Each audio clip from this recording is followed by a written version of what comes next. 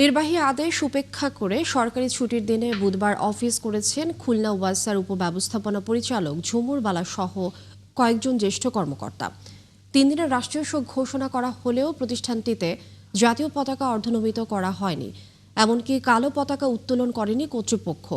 কেন এই উপেক্ষা তা জানতে গেলে ৭১ টেলিভিশনের রিপোর্টারের সঙ্গে প্রথমে অসৌজন্যমূলক আচরণ করে তার ক্যামেরা ভাঙচুর করতে যায় নিরাপত্তা কর্মীরা। পরে গণমাধ্যম কর্মীরা ও সাংবাদিককে উদ্ধার করে। কনক রহমানের প্রতিবেদন। শিয়া বাটার ও ভিটামিন সমৃদ্ধ লিলি বিউটি সোপ, তারুণ্যময় উজ্জ্বল ত্বকের জন্য। রিমার্ক। বিএনপি চেয়ারপারসন ও সাবেক প্রধানমন্ত্রী বেগম খালেদা জিয়ার মৃত্যুতে বুধবার যখন গোটা দেশ শোকে স্তব্ধ, তার মৃত্যুতে যেখানে ঘোষণা করা হয়েছে সাধারণ ছুটি, সেদিনই নির্বাহী আদেশ ভেঙে দাপ্তরিক কাজ করেছেন খুলনা ওয়াসার উপব্যবস্থাপনা পরিচালক ঝুমুর বালা সহ কয়েকজন জ্যেষ্ঠ কর্মকর্তা। বুধবার সকাল 10:30 টিম ৭১ ওয়াসা ভবনের সম্মেলন কক্ষে গিয়ে দেখতে পান ঝুমুর বালা সহ কয়েকজন কর্মকর্তা দাপ্তরিক কাজ করছেন। কেন জিজ্ঞাসা করলে ক্ষিপ্ত হয়ে ওঠেন ঝুমুর বালা। ওয়াসার বিভিন্ন সূত্র নিশ্চিত করেছে সম্প্রতি জনবল নিয়োগের বিজ্ঞপ্তি দেয় খুলনা ওয়াসা। ওই নিয়োগে নিজেদের পছন্দের প্রার্থীদের অগ্রাধিকার দেওয়ার বিষয়টি অতি গোপনীয়তার সাথে সারছিলেন ঝুমুর বালা সহ কয়েকজন। ৭১-এর গোপন ক্যামেরায় সে দৃশ্য ধরা পড়ে।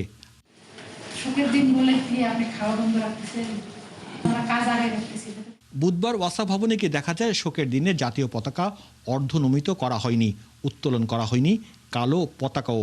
কোনো কর্মকর্তা কালো ব্যাজও পড়েননি। রাষ্ট্রীয়ভাবে কালো পতাকা টানানোর কথা, তারা এখনো পর্যন্ত এত কিছু আসছে, এরা একটু কালো পতাকা টানায়, এদের ভিতরে কোনো শোকই নাই। আপনাদের ঢুকতে দেয় না, একজনের আটকাই রাখছে, তারে বাইর করতে দেয়নি। অসঙ্গতিপূর্ণ এসব তথ্যের ছবি নিতে গেলে প্রথমে ৭১ টেলিভিশনের সাথে অসৌজন্যমূলক আচরণ করা হয়।